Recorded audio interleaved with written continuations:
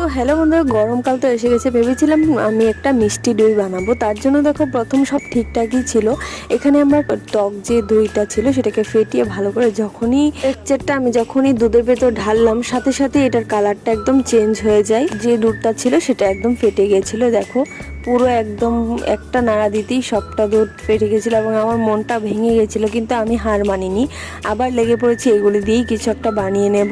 And then আমি সব কয়টাকে ছেঁকে ভালো করে নিয়ে একটু ঠান্ডা জল দিয়ে ভালো করে হাত দিয়ে চেপে চেপে সব কয়টা জল ছাড়িয়ে এবং একটা সুন্দর একটা ডো তৈরি করার জন্য এটাকে নিয়ে নিয়েছিলাম একটা বাটিতে। তারপর এটাকে ভালো করে হাতে চেপে চেপে দেখো একটা শিলপাটায় নিয়ে নিয়েছিলাম এবং এটাকে এরকম হাত দিয়ে ভালো করে একদম মিহি একটা পেস্ট বানিয়ে নিতে হবে, যাতে কোনো ধরনের মানে দলা নাই বাদে থাকে। একদম সফট করে বানিয়ে তারপর ছোটো ছোটো বলস বানিয়ে নিয়েছিলাম আমরা, মানে মিষ্টির আকার দিয়ে নিয়েছিলাম। দেখো এরকম করে আমরা সব কটাকে একটা সুন্দর শেপ দিয়ে দিয়েছিলাম একটা একটা করে। তোমরা চাইলে এটাকে যেরকমভাবে তোমাদের ভালো লাগে সেরকম শেপ দিতে পারো। আমি ঠিক এরকম গোল গোল করেই সব কটা শেপ দিয়ে দিয়েছিলাম।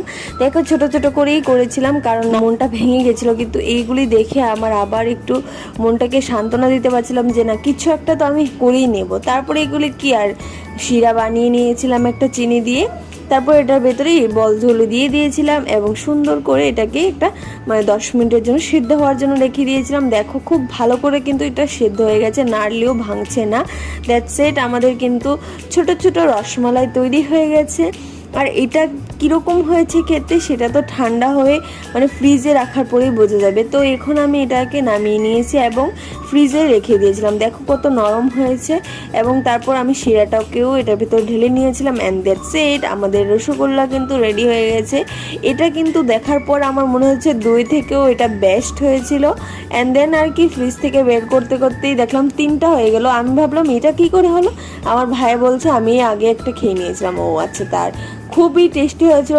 আর এটা দেখতে পাচ্ছ ভেতর দিয়ে কত সফট আর নরম ছিল। তারপর এটাকে টেস্ট করেছিলাম এবং সবাইকে দিয়েছিলাম। আমার কাছে তো দারুণ লেগেছে। জাস্ট তোমরা একবার ট্রাই করতে পারো।